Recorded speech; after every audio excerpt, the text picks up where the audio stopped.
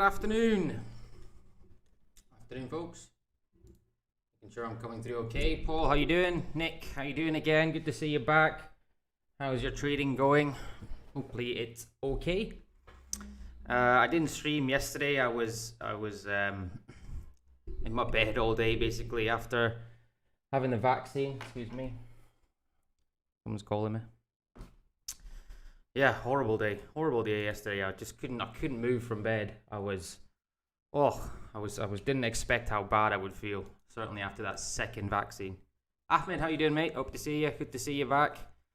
Yeah, I think I had the vaccine on Sunday afternoon, and then Sunday at midnight, I started like shaking, like properly shaking for about an hour.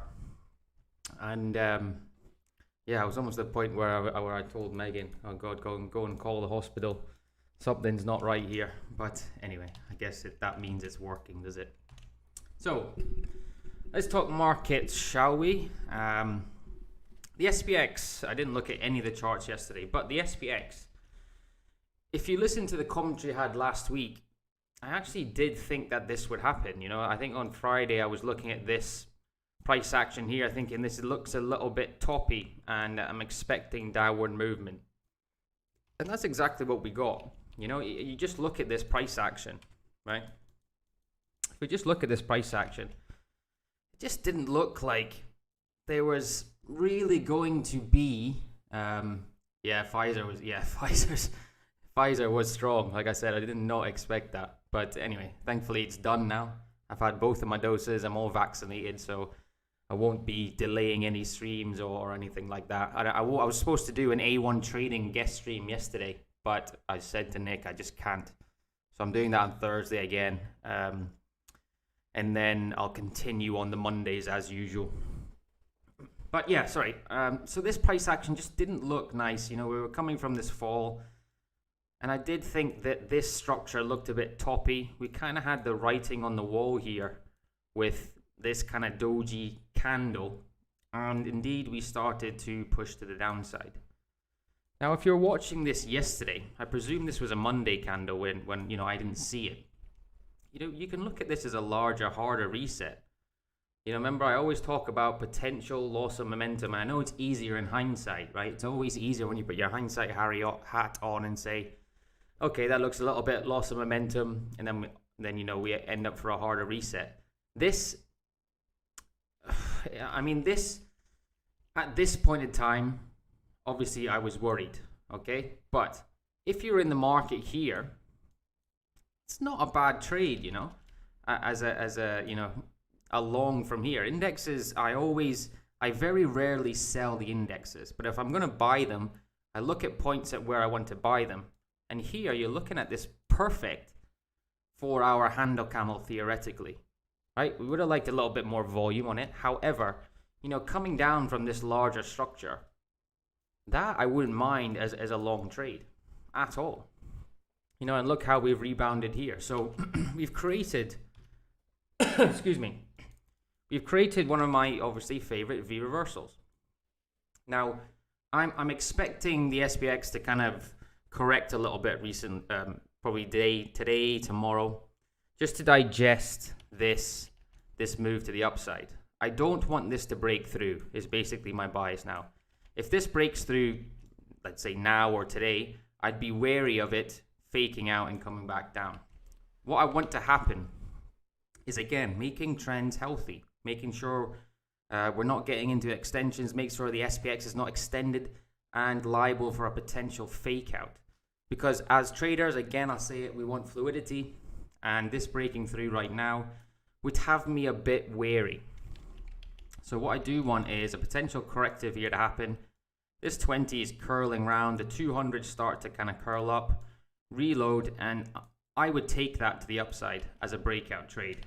You know, we've got our V, and now we're just waiting for the most important part of the context is what happens after, you know, this V reversal, what happens after the cup, so that with the cup with handle, the most important part of the pattern is this part. And this part is really what's going to tell you whether it's a good breakout or a bad breakout, potential fake out. So we have to make sure we're staying patient letting this digest. You know, if we take again our 50% rule, you know, we want a digestion period roughly around that area. Come up, ideally, again, we get a reload followed by another reload to take that SPX long. You know, we've got to go with what we see. And on the daily, technically, you know, we're getting a corrective and then a big bullish engulfer, right? And look where that engulfer has come. Do you think stops are here? I definitely do. You know, it's funny how often you see these types of things. You look for stop locations, and more often than not, these stop locations are taken out. So for me, you have to expect upward movement, but you also have to accept that there's probably going to be some digestive period after this large bar, which is what we want, right? Which is what we want. So it is on the watch list for me, this SPX longs. Did anybody take this, by the way? Did anybody get in on that yesterday? I don't know if anybody saw it. I certainly didn't see it. I might have, you know, had a look at it if I was looking at it. But that would have been a lovely trade. You know, you buy that candle, stop loss underneath. You've got quite a few R there. Nice little trade. However, yeah, this is what we're looking for. And as a breakout to the upside on the SPX, looks good to me. I don't mind that. The drop has happened. Buyers are taking control. V reversal. Let's go to the upside. So SPX, I've put here as my risk sentiment as neutral. You could go neutral / slight risk on, but I think until we get a break through this area, remember I always consider B wave to be quite a key area. And if we get a breakthrough here, the way that I'd like to see, even if we don't get it in as a trade, right? If it gets something like this to go forward, it might mean some good fluidity within the markets. And it looks good. It looks good.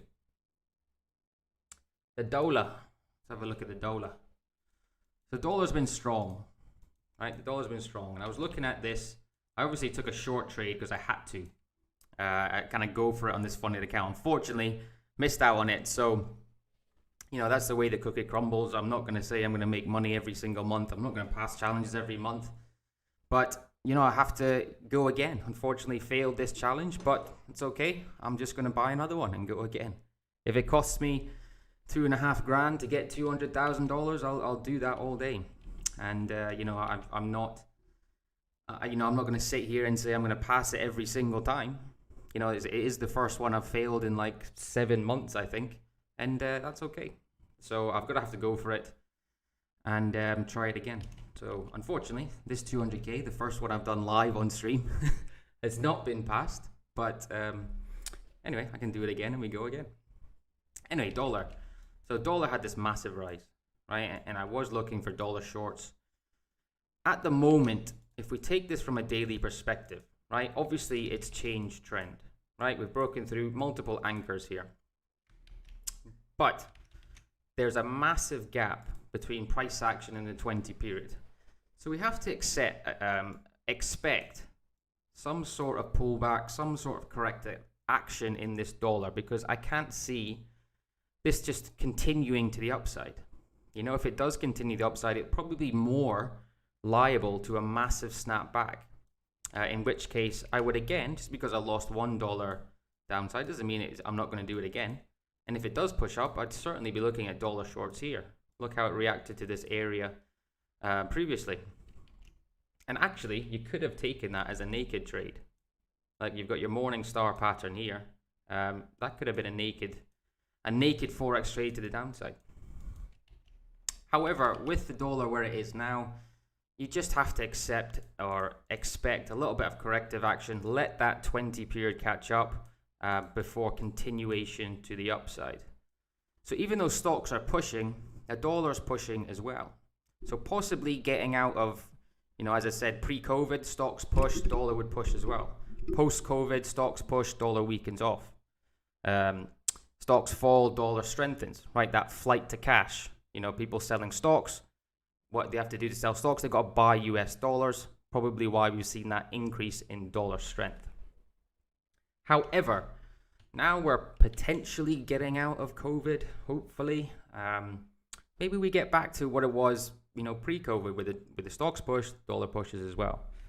But my bias with the US dollar has to be this, and then trend continuation to the upside. That's what I think. Doesn't mean it's going to happen, but that's what I think. The 4 hour doesn't look great. This doesn't look great, this price action here. We could be coming into a complex corrective before moving to the upside, but my bias is that it does continue to rise. What would be a little bit worrisome, what may change my mind, is if we get a possible head and shoulders here and the price action on this corrective becomes, a little bit more steep, breaking through this area, but breaking through the area with kind of a decent impulse might change my bias to the dollar to the downside. But at the moment, you've kind of got to think of it as corrective and then continuation. So I don't see dollar strength over the next week or so, but possibly by next week that dollar continues to rise. Okay, watch list, and I'll start with my favorite one. So my favorite one today is this pound Swiss, which I have been looking at for quite a while. So I was looking at this on the daily back here. Right, failed at this point in time, but it's resetting up now. Not as much on the daily, we can't really see a setup there, but we've got decent context with this push through, right, an outside bullish engulfer here on a little bit of volume. So that looks good. We're certainly in a ranging on the daily. But again, we have to remember, we've come from this big impulse. If we look at the 4 hour, right, from this section here, where I'm considering, same as pound yen. I'll have a look at pound yen afterwards, Ahmed. I haven't looked at pound yen. We have to consider that this is the area the market's respecting now. Okay, so we have our context. The context is there, right? The cup with handle with V reversal is there. But, I couldn't take it as a breakout. We've got a slight fake here. Look, see, we've got a slight fake. So the traders might be trapped in here right now, right, if they've taken the breakout. And that's really key because, coming from this area, there's no way I'm taking that break. Okay, so you've got traders that are certainly trapped because you can see that the area has been broken. These highs have been broken. And probably, you think about the psychology, right, of being in that trade. As soon as you see this market start to fall, these buyers are panicking, right, and getting out of positions, which is why on these fake outs you see these large momentum moves. So you think if you're in this breakout trade, right, you get trapped in here, you've probably gone too tight on your breakout, which again, remember, 95% of traders are failing traders. So they're probably going to take this breakout a little bit too tight. Get caught in that fake, it comes down, the market's moving down, they're thinking, oh shit, look at this market moving down, I'm going to get out my positions, which is why sometimes you see these large impulses to the downside. Because, you have to remember the psychology of markets. Markets have a memory. We look at these charts, but within every candle and within every transaction, there's a human element of it. So you've got to think about that with what we're looking at. Right? So the setup, right? So the setup's here. Cut with handle, V reversal. What I need now, and what might have to happen after this bar, is we get an additional V reversal here, and probably a reload. We're back at that 20 now, right? Probably a smaller reload for me to go long. Now, I don't think with the extent of this candle, if we come back and have a V here, I could take that long, because you've got to think about where the 20 is. However, if we get something like this, then that might actually be better because your risk reward is a little bit tighter. Your stop's a little bit tighter, should I say, which means it doesn't have to move as far for you to hit TP1. But just to digest that area, so I think if you've been watching me for a little bit of time, you can probably see why I let that 20 period catch up. You can probably see why I'm waiting for that accumulation. It's because of things like this. And these are the things that you don't want to be trapped in, because you'll get trapped in them a lot. And just being patient, you know, not getting FOMO essentially at this area, thinking, oh God, it's going, the pound's going to go, and then bang, you know, stopped out. And just being patient and waiting for that to really set up will make a hell of a difference in your trading. So pound Swiss, I like, you know, this is for me is approaching probably an A-class setup, and just have to be patient with it. I think this will come back up. You know, I can't see this stop, this impulse to the downside really sustaining that much. To be honest, I think this is a fake. Again, you look at the smaller time frames. Where's the stops going to be? Potentially here, bang, taken out, and possibly now move to the upside. You see it time and time and time again. And there's your little fake out indicator potentially. So there we go. Pound yen. Have a look at pound yen before I move on my watch list, Ahmed. Oh yeah, and sorry. I know what you're saying there, Ahmed, same as pound yen. So if you look at the pound Swiss compared to the index, right? Right, compared to the SPX index, it looks like roughly around the same, right? Big V reversal. Because obviously indexes fall, Swiss gets stronger with that risk sentiment. Indexes rise. You'd expect the Swiss to get weaker because it's known as that risk off asset.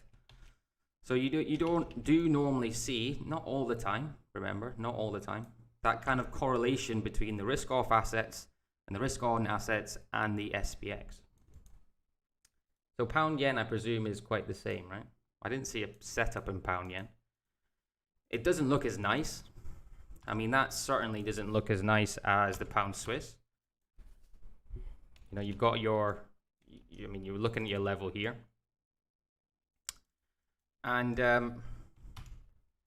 yeah, do you know what? That doesn't look too bad. You got your V reversal, and you're just looking for the exact same thing for me. Let's have a look at the daily. Daily, yep, you got your engulfer there. Again, I would say that the chart doesn't look as nice, but if you get your setup here on the 4-hour chart, and I'm actually, do you know what? I'm going to add that to my list as well, pound yen, because that V reversal is there. So if we get our setup here, similar to the pound Swiss or similar to the SPX, yeah, that's not bad for long, actually. I'm going to add that in. Well done, Ahmed. So pound yen potentially to the upside. However, I will say that this is obviously not as nice as the pound Swiss, in my opinion. What else do we have? Aussie New Zealand. We're seeing a lot of V reversals here. Aussie New Zealand was another one. Looks quite good on the daily chart. Big V reversal at this level. Possibly larger ABC, if you want to call it. Corrective back to this 20. Push up, reload to the upside. Aussie New Zealand. Self-explanatory there. We need that 20 catch up. We need to digest this quite large move on the daily chart, remember. Think about that 50% rule, right? And we're getting that at the moment. Again, I couldn't take the breakout if it just, you know, came back here and decided to go. I still need that additional reload. Think about where the 20 is. Take that to the upside. I like that as well. You're long from yesterday. Oh, well done. Long from, where are you long from? I mean, that's a trade that you hold, right? Are you long from down here?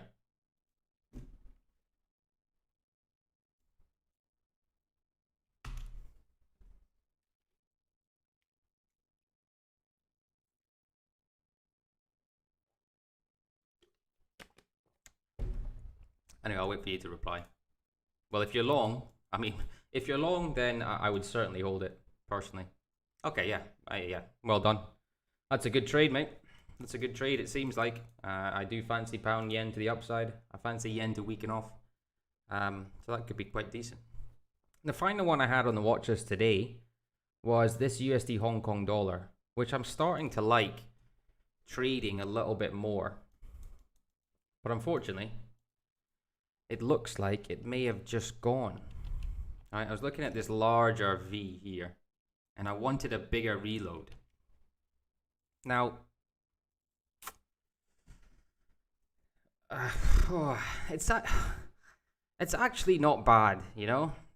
We do have this V reversal within the middle. The 4 hour does look okay. Let's wait. What I'm going to wait and see is this firstly needs to retest, okay? But this is actually, looking at it now, you can actually consider that a head and shoulders there for USD Hong Kong dollar. I just worry about potential dollar weakness or potential dollar corrective coming into the, well, obviously the dollar. But this is breaking out now. So let's see what happens on this retest. Again, like I said, when I initially looked at this pattern, and this is why, you know, every trader is different. Pound Aussie, I'll look at that in a second. This is why potentially every trader is different, is because I was looking at this originally. But looking at it again, you can kind of see this. The only issue I don't like about it is I like to see certainly another tag of this area. We've kind of got a tag here, which is okay. You know, we got a reaction at this area. Come back down. Nice accumulation. Let's wait and see how that retests, and I might look to take that long. You know, the daily, the good thing about it is the daily's good. You know, we got engulfer here, engulfer here. And this is another pair, kind of like those exotic pairs that if it moves, it likes to move. So let's see. I mean, let's see what we get on that. Might not be too bad. Pound Aussie. Okay, I'll go through Pound Aussie. I did look at this Pound Aussie again as a potential long. Right, we can see the tag here. You can take this as a cut with handle, push through. It's just getting, you know, it needs to show its hand now for me in the smaller time frames. We have to be wary that we're getting this on the 4 hour. The daily looks okay. Daily's obviously moving in direction, broken through these highs. If you get a potential catalyst here, and again, it's not just because I'm talking about my personal setup right now, Lam, just because I don't like this, I prefer price action to come up and close, is why I don't have it on my watch list. Right, but if you get, I presume you're looking long, right, Lam? If you're looking long or short. If you're looking long, you need something, the market to tell you it wants to go long. Right, okay, you could have broken out of this area and say, well, it's broken through that level. Yeah, okay, that I understand. But we're in the point now where we're retesting it, and it's got to show me something, right? Again, I'm going to say this, it's not a trade that I'm going to take, but the market has to show me something that it wants to go long, that this breakout is actually not a fake out, and it wants to continue. So maybe we get a potential ABC, and then movement to the upside, but again, the market has to show me something that it wants to go long. So whether that be a hammer here, whether it be an engulfer, Morningstar, simple chart patterns on a bit of volume, those institutions coming in, remember, institutions are moving the market. We as retail traders are not moving the market. And that's why I like to use volume, because you put every retail trader in the world in a room and click buy button on this Pound Aussie right now, it's not going to move the market at all. So you get a catalyst that says this wants to move to the upside on a bit of volume. Yeah, I don't mind that to the upside. Just be wary that this could come down because of these hammers within the meantime. So there we go. Yeah, that's my opinion anyway. But like I said, I'm not trading it. That's just what I think. What am I? Also, I'm in these two trades, by the way. Forgot to say before I do go. This Pound New Zealand's been a nice trade. Bought it down here. TP1 was hit. Waited for the swing. Moved our stop to this section here. And now again, waiting for that other swing. To hopefully continue moving our stop to the upside. Having patience. Patience pays. This is where you make your money. And yeah, keep moving that stop. So a good, a good trade that gets onto a nice trending direction can take away 2 or 3 losses, just like that. So you have 2 or 3 losses. One good trade takes that all away. So I'm in that Pound New Zealand long. That looks good. And the other one that I'm in is this New Zealand CAD, which is looking okay, looking not too bad. I'm looking for a proper breakthrough of this area. right? Yesterday we had a push up, right? We've failed to breach these highs. Evening star, you know, simple evening star on increasing volume, which is again what I like to see. We're getting some hammers, some rejection wicks here at this area, but that's okay. 20 period catching up, so I still like this trade to the downside. You know, I still like NZD CAD to the downside. It was a daily chart trade. We have had a hammer candle here, which initially you thought, not really sure I like that. But we followed up with an additional hammer candle. So, yeah, this trade is still valid and it's still fine. I still like it to the downside. And again, I can't do anything about it. It's in. I've done my analysis. Anything I do now is psychologically driven. And that's not what we want. We want to be a robot, don't we? And how do we be a robot? By making sure we do the same things day in, day out. And making sure you know what you're doing as soon as you take a trade. So as soon as I take a trade, it's not like, oh no, what happens now? It's going up in profit. When do I take my money out? I know exactly what I'm doing, right? I take one at TP1 and I trail the rest. That's it. So like pound New Zealand, I'm not worried that this is coming down now, right? I'm not worried about this. Firstly, I've, you know, TP1's been hit, stop loss has moved. So I don't mind this to happen because I want this to have another reload. So go, you know, go again and then go again. No problem. So I'm not fixated on my P&L. I'm just, again, being a robot, doing the same thing day in, day out. And that's how you will make money. Right, and if you do that, I guarantee you, you'll be rich. I promise you that. All right, guys and girls, thanks for watching. I appreciate you. I'll be here tomorrow at the same time, and we'll do it all again.